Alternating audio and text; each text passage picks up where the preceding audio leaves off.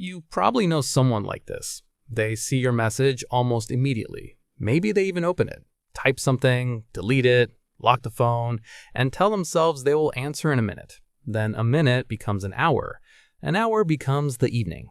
By the time they finally reply, the reply is shorter than the thought they had at the beginning.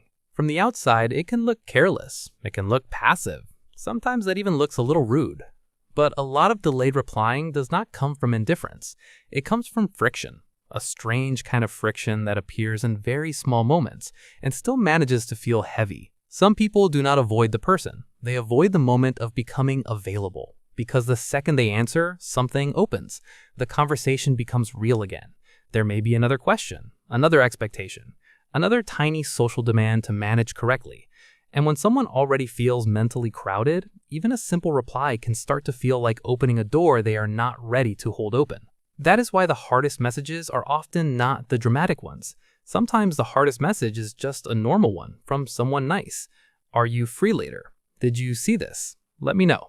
Nothing is wrong, no conflict is happening, but the message still creates a small pulse of pressure because now there's a social ball in the air and they can feel it hanging there. A lot of people think avoidance has to be dramatic to count as avoidance, but ordinary avoidance is usually quiet.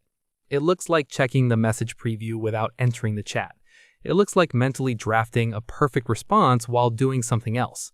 It looks like waiting to feel more clear, more warm, more ready, and then never fully arriving at that feeling. And the longer it sits there, the stranger it becomes. At first, they are only postponing a reply. A little later, they're postponing the fact that they postponed it. Then they're avoiding the slight guilt attached to it. Then they're avoiding the slight tone of the other person when they finally answer. A small message slowly grows extra layers that were not there in the beginning. This is why some people can answer a work email faster than a message from someone they actually like. A work email may be tiring, but it has shape. It asks for a function. Personal messages are softer, but that softness can create more ambiguity. The reply has to feel human enough, interested enough, not too cold, not too late, not too obviously delayed. What should have been a small act turns into subtle emotional editing. There's also a hidden perfectionism inside some delayed replies. Not the loud kind that wants to impress people, the quieter kind that wants the interaction to land correctly. They don't just want to answer. They want to answer in the right tone for the current version of themselves. But the current version of themselves may feel off, dull, distracted, or socially underpowered. So they wait for a better internal moment, as if conversation should only happen once their inner weather improves. Of course, that better moment often doesn't arrive on schedule. Life keeps moving. The message remains. And now the person is not only late, they are conscious of being late. That changes the emotional texture of the next reply. A simple hey no longer feels simple. Now it needs to carry apology, normality, warmth, and enough smoothness to cover the gap without making the gap too visible. This is where people start writing replies in their head instead of on the screen. They rehearse phrases while showering, walking, washing dishes, or trying to sleep. In their mind, they have already answered 3 times, but none of those private answers reduce the weight of the unopened task. Because thought is not the same thing as contact. The nervous system does not give credit for imaginary completion. What makes this pattern confusing is that it can happen with people they genuinely care about, sometimes especially with people they care about, because care adds charge. The more they want the interaction to feel easy, the more noticeable their own awkwardness becomes. The more they value the person, the more they notice the delay, and the more the delay starts to say something about them in their own head. Now the message is no longer just a message. It becomes evidence. Evidence that they are bad at staying connected. Evidence that they disappoint people. Evidence that they make simple things complicated. None of this has to be true in reality for it to shape behavior. Once a small action starts feeling like a small moral test, people become slower around it. There's also the problem of energy timing. Some people are not equally available across the day, even if they look reachable. They may have enough energy to scroll, enough energy to watch something, enough energy to sit near the phone, and still not have the social energy required to answer in a way that feels present. Passive attention and active relational presence are not the same resource. That difference is easy to miss from the outside. Someone sees them online and assumes readiness. But being online is often just a form of low-stakes existence. Replying is different. Replying asks for shape, tone, and a small emotional commitment.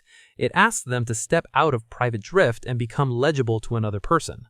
For some people, that shift is tiny. For others, it costs more than it looks, especially if they already spend a lot of the day managing how they come across, especially if they replay their wording after conversations, especially if even mild misunderstandings stay with them longer than they admit.